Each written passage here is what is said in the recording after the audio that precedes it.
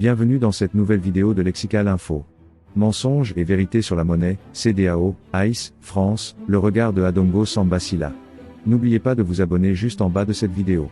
Les défis des pays de l'Alliance des États du Sahel, l'avenir de la CEDEAO, le rôle joué par Dakar et Abidjan dans la persécution du Niger par la CEDEAO, la leçon de panafricanisme que donne l'ICE à la CEDEAO, l'opportunité que constitue l'ICE pour la sous-région, entre autres questions.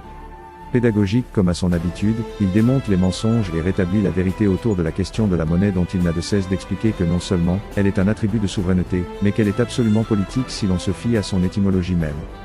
Loin des carcans classiques, néolibéraux, Adongo Samba Sylla contribue depuis plusieurs années à éclairer les peuples africains, surtout les Ouest-Africains sur les enjeux de la souveraineté monétaire et ses implications.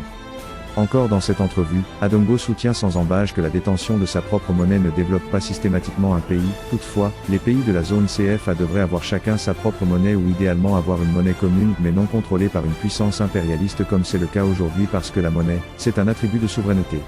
Adongo Samba Sylla casse tous les mythes dont on enrobe souvent la question monétaire et qui n'ont pas leur raison d'être. C'est ainsi qu'avec la journaliste Fanny Pigeot, ils ont arraché le débat sur le franc CFA aux mains des spécialistes qui l'ont accaparé pour le démocratiser et le porter à tous les citoyens. Convaincus que le débat sur la monnaie en Afrique de l'Ouest appartient aussi à tous les citoyens sans exclusive.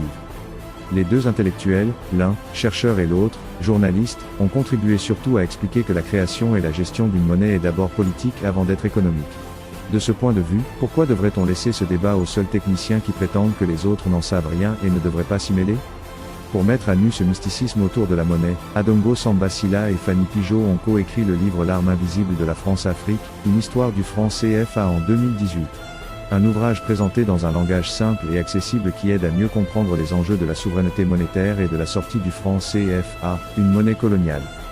Merci pour votre aimable attention et n'oubliez pas d'activer la cloche de notification pour recevoir les prochaines informations sur Lexical Info. Merci.